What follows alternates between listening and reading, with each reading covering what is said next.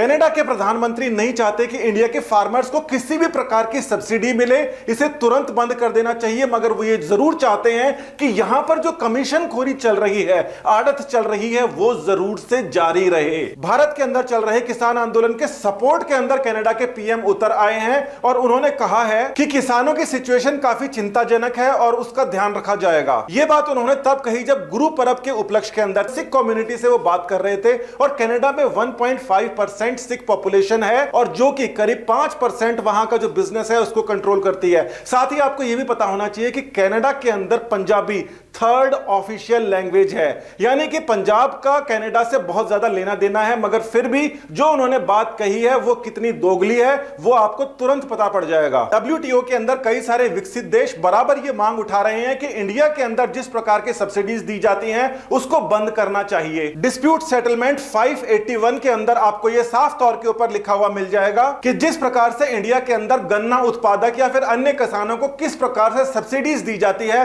वो बहुत ही कंसर्निंग, चिंताजनक सिचुएशन है। देखिए तुरंत दोगलापंती सामने आ गई है। यहां पर कंसर्न कर रहे हैं फार्मर्स के सामने अच्छे बनने के लिए कि हमें आपकी बहुत ज्यादा परवाह है और आपकी जो स्थिति है वो ज्यादा चिंताजनक है। दूसरी ओर यहां पर चिंता व्यक्त कर रहे हैं कि फार्मर्स को जो सब्सिडीज दे दी जाती है उसके चलते उनके वहां के फार्मर्स यानी कि कनाडा के या दूसरी जगह के फार्मर्स इंडिया के फार्मर्स का और उसकी फसल का मुकाबला नहीं कर सकते, अपनी फसलें नहीं बेच सकते। और क्योंकि इतना बड़ा दोगलापन छुप ही नहीं सकता तो इसके ऊपर इलाबोरेट कई सारे मीडिया हाउसेस ने रिपोर्ट्स भी छापी हैं। कनाडा ने हमेशा से इंडिया के अंदर जितनी भी फार्म सब्सिडीज मिल रही है उसका पुरजोर विरोध किया है, कई बार किया है और हाल ही के अंदर 2018-19 के अंदर चावल के ऊपर मिलने वाली सब्सिडी के ऊपर बहुत हल्ला मचाया था। 18-19 के अंदर कनाडा, ब्राजील और न्यूजीलैंड इन तीनों देशों ने सबसे ज्यादा आक्रामक रुख अख्तियार किया था कि भारत जिस प्रकार की भी सब्सिडीज अपने फार्मर्स को देता है वो तुरंत प्रभाव से बंद करे क्योंकि ये नियमों के विरुद्ध है। और बात केवल सब्सिडी की नहीं है, आप देख सकते हैं कि कनाडा के साथ में यूएस, जापान और ऑस्ट्रेलिया ने मिनिमम सपोर्ट प्राइस यानी कि एमएसपी के ऊपर भी बहुत ज्यादा आपत्ति दर्ज कराई है। वो कह रहे हैं मिनिमम सपोर्ट प्राइस बंद करा जाए ताकि पूरे के पूरे विश्व के अंदर सभी के सभी जो क्रॉप्स है जिसका रेट बढ़ना है उसका पैदावार के हिसाब से बढ़े, जिसका घटना है उसके हिसाब से घट जाए। और India minimum support price MSP और सब्सिडीज को तुरंत बंद करे। WTO के अंदर लिखकर सारे एकजुट होकर ये कहते हैं। इन सभी देशों के अंदर सबसे ज्यादा तो कनाडा मुखर रहता है जिसने 25 क्वेश्चन तक पूछ डाले थे इंडिया से कि इंडिया जिस प्रकार से सब्सिडीज देता है क्या वो ग्लोबल एग्रीकल्चरल ट्रेड के लिए सही है।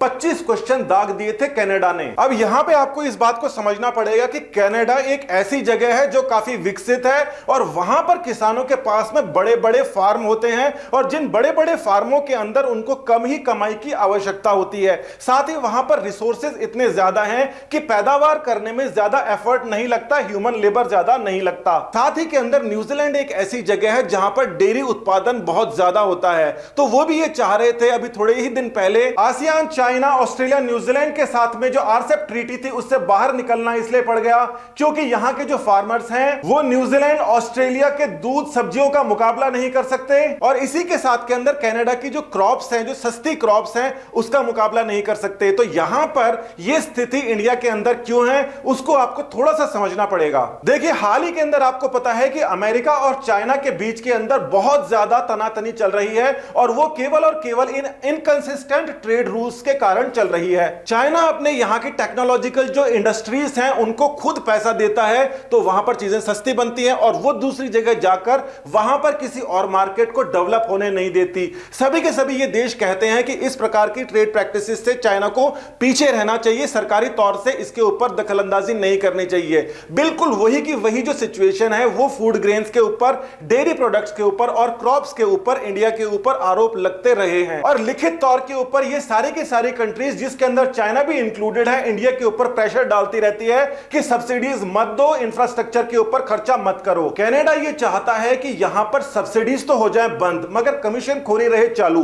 अब कमीशन खोरी क्या है, ऑर्गेनाइज होती है और वहां पे जो कनाडा वाला जो सामान है यहां पर कमीशन खोरों के थ्रू ही मार्केट के अंदर आ सकता है, ये बात बिल्कुल क्लियर है। ऐसा करके कनाडा अपने फार्मर्स को फायदा दिलाना चाह रहा है मगर साथ ही साथ के अंदर इंडिया के फार्मर्स को भड़काना भी चाह रहा है। देखिए आजादी के बाद में क्या हुआ था कि हमारा सारा का सारा ध्यान एग्रीकल्चर के ऊपर था और हमने टेक्नोलॉजी के ऊपर ध्यान नहीं दिया। समय के साथ में पहले लोगों के पास में बड़ी जमीनें हुआ करती थी, समय के साथ में छोटी जमीनें हो गई। अब छोटी सी जमीन के अंदर से फार्मर को अपना पूरा परिवार चलाना है और अब यह सिचुएशन आ गई है कि फार्मर जो उगाता है, जो क्रॉप है, वो भी एक वर्ल्ड ट्रेड के लिए एक समस्या बन जाती है, क्योंकि वहां पर भारत एक अनयूजुअल सब्सिडी सबको दे रहा है जो आने वाले समय के अंदर उसको कम करनी ही पड़ेगी अगर उनको भी अपना दूसरी जगह ट्रेड करना है। तो इसी वजह से चाइना के खिलाफ सारी के सारी कंट्रीज हो रही हैं और इसी वजह से हाल ही के अंदर कई सारी कंट्रीज ने इंडिया के ऊपर एक प्रेशर बनाया है। फिर भी इंडिया अभी तक इस प्रेशर को झेलने में कामयाब रहा है। एक तरफ से साउथ ईस्ट एशिया के अंदर जो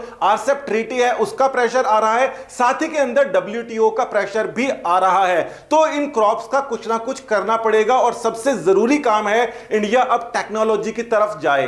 ज्यादा लंबे समय तक इंडिया अगर वर्तमान व्यवस्था में रहा तो वर्ल्ड में बहुत ज्यादा पिछड़ सकता है। अब ये जो नए 3 किसान बिल आए हैं ये इन सब चीजों को काफी हद तक कम करने में सहायक हो सकते थे।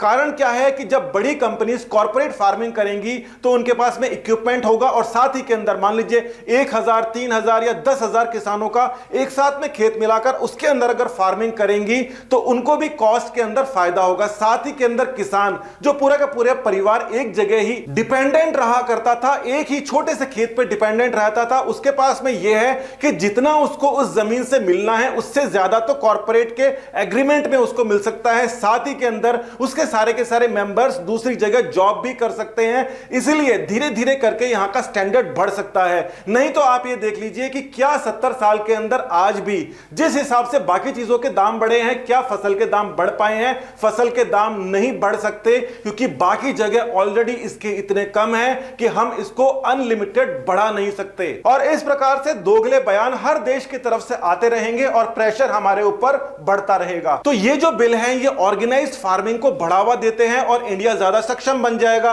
तो बाहर वाले देश जो यहां पर अपना माल बेचने की कोशिश कर रहे हैं वो शायद उनको उतना फिजिबल नहीं हो पाएगा आज से 5-10 साल बाद। और इसीलिए ये सारे डेवलप्ड कंट्रीज चाहते हैं कि सब्सिडीज भी खत्म हो जाएं, एमएसपी के ऊपर भी खत्म हो जाए, बिल्कुल कोई सरकार खरीद ना करे मगर फिर भी कमीशन खोरी चालू रहे ताकि ये यहां पर आके अपना माल बेच सके और यहां का जो किसान है वो शायद अपने पैरों पर खड़ा ना हो पाए। मगर इंडिया की तरफ से भी स्टेटमेंट आ गया है और उन्होंने कहा है कि आपकी जो टिप्पणियां हैं ये केवल सियासी टिप्पणियां हैं और इनको हम पूरी तरीके से खारिज करते हैं। यानी कि हमारे किसानों के विपक्ष के अंदर जिस तरीके से आप हरकतें करते हो और ये जो टिप्पणियां करते हो ये किसी भी काम की नहीं है। इंडिया को अपने हिसाब से सोचना पड़ेगा और आगे बढ़ना ही पड़ेगा।